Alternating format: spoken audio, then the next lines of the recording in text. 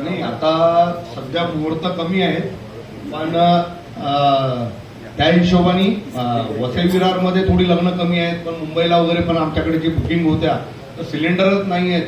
बरीच आपल्या वसईचे काही रेस्टॉरंट आहेत त्यांच्याकडे बँक्वेट्स आहेत. वसई विरारमध्ये काही रेस्टॉरंटमध्ये बँक्वेट्स पण आहेत. तर बँक्वेटच्या काही आता काल मला वाटते मधुरममध्ये मंथनमध्ये बुकिंग त्यांनी कॅन्सल केली, कारण सिलेंडर नाही आहे.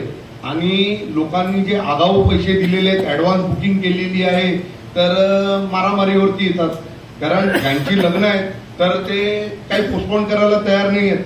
आता नॉर्मल कसं असते की मागचे तुम्ही एवढ्या वर्षाचा तुम्ही तर हे बघितलं ना, तर वसई विरार किंवा हॉटेल इंडस्ट्रीला काय आहे की गव्हर्नमेंट टार्गेट करते, काही झालं तरी हॉटेल पहिलं बंद करा. हॉटेल बंद करा म्हणजे काय की मिनिस्टर्स असो की म्हणजे तुम्ही बरीच त्यांना म्हणजे कसं आहे की पहिलं टार्गेट करतात हॉटेल इंडस्ट्रीला की तुम्ही बंद करा. अरे बंद करा म्हणजे प्रत्येकाकडे 50-60 स्टाफ असतो आणि त्यांच्या काही आगाऊ बुकिंग असतात. तुम्ही सिलेंडर बोला किंवा आता तुम्ही कोविडच्या टायमामध्ये बोला किंवा मागे स्ट्रेट हायवेचे काही प्रॉब्लेम्स होते, तर हॉटेल बंद. अरे बंद करणं म्हणजे की इंडस्ट्री आहे.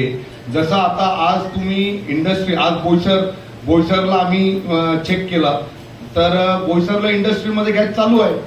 जर इंडस्ट्रीमध्ये तुम्ही गॅस चालू ठेवता तर ही पण एक हॉटेल इंडस्ट्री आहे.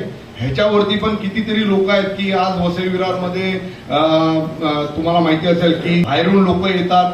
आज आपल्या इकडे समुद्र किनारा आहे, लोकांच्या बुकिंग आहेत, आज रिसॉर्टवाल्यांच्या बुकिंग आहेत, लग्नाच्या बुकिंग आहेत. तर सगळं शक्य नाही आहे. आणि इंडक्शन म्हणजे काय, इंडक्शनसाठी आहे ना 5 स्टार हॉटेलवाले पण आज 100% इंडक्शन वापरत नाही आहेत, कारण त्यांना पण बरीच गोष्टी गॅसवरती त्यांना म्हणजे त्याच्यावरती डिपेंड राहायला लागते. आज आमच्या इकडे मोहन अण्णा वगैरे आहेत किंवा मधुरम वगैरे आहेत, बरेच लोकांनी लास्ट टाइम कोळशाचा प्रॉब्लेम होता, तर त्याच्यासाठी तंदूर भट्टी ह्याच्यावरती गॅसवरती केली. आज त्यांच्याकडे कोळशावरती पण पर्याय राहिलेला नाहीये. म्हणजे तुम्ही गॅस एक साईडला काय सांगता की कोळसा बंद करा, तर तंदूर भट्टी पण त्यांनी गॅसवरती केली, तर आज ते पण बंद आहे. अरे करणार काय. आणि प्रत्येक ठिकाणी काय की आज इंडक्शन, मी माझ्या काही सप्लायरला फोन केले तर त्यांच्याकडे इंडक्शन अवेलेबल नाहीये. म्हणजे पर्याय तरी असायला पाहिजे किंवा टाइम पिरियड द्यायला पाहिजे. तुम्ही वन टाइम नोटीस देता, एका दिवसामध्ये तुम्ही काल तहसीलदार ऑफिसमध्ये गॅस एजन्सीजला बोलवून त्यांनी लगेच म्हणजे रायटिंग मध्ये काही दिलेलं नाहीये, पण कमर्शियल जे आहेत हॉटेल इंडस्ट्री आहे त्यांना तुम्ही कमर्शियल गॅस बंद करा. अरे बंद करा म्हणजे काय, तुम्ही त्याच्यावरती काही कसं असते की एका मिनिटामध्ये मी तुम्हाला सांगतो की गॅस बंद करा म्हणजे काय, त्याच्यामध्ये एवढी 50-60 स्टाफ असतो.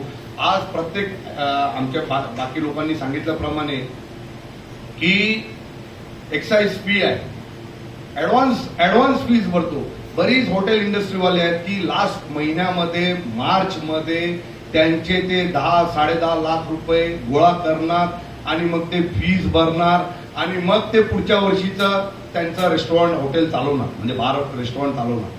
आता तुम्ही एक सांगा, तुम्ही गॅस बंद केले, कितीतरी हॉटेल इंडस्ट्री भाड्यावरती आहे, तर ते काय भाडे मालक काय त्यांना भाडं माफ करणार आहेत काय, फीज आहे तर ती काय माफ होणार आहेत का. कारण आपल्याकडे सिटी मीटर आहेत, बऱ्याच लोकांकडे सिटी मीटर आहेत, त्यांचे फिक्स कॉस्ट आहेत, ओव्हरहेड्स आहेत, हे सगळे सफेद हत्ती घेऊन चालणारी लोक आहेत. तर त्याच्यावरती तुम्ही विचार करायला पाहिजे ना. एका मिनिटात तुम्ही काय सांगता की हॉटेल इंडस्ट्रीला गॅस बंद करा, म्हणजे त्याच्यावरती काय होणार आहे का. अच्छा, प्रत्येक गोष्ट काय ती कोळशावरती होते का, प्रत्येक गोष्ट कोळशावरती होत नाही. एज्युकेटेड स्टाफ नसतो. आपण वसई विरार काही 5 स्टार हॉटेल नाही आहेत, छोटे छोटे रेस्टॉरंट आहेत, वडापाववाले आहेत, चहा कॉफीवाले आहेत, तुमचे बाकी पण. अच्छा, तुम्ही सांगता एक साईडला तुम्ही सांगता हॉस्पिटलला तुम्ही गॅस प्रोव्हाइड करा, इन्स्टिट्यूटला गॅस प्रोव्हाइड करा, तुम्ही हॉस्टेलला गॅस प्रोव्हाइड करा. अरे आम्ही पण एक हॉस्टेल चालवतो, आमच्याकडे पण जे 50 स्टाफ जो स्टाफ आहे तो पण एक हॉस्टेलच आहे. त्यांचं पण जे रोजचं खाणं पिणं चालू आहे ना, तर ते कोण करणार. ते लोकांना काय उपाशी आम्ही ठेवणार आहे का, आणि किती दिवस करणार.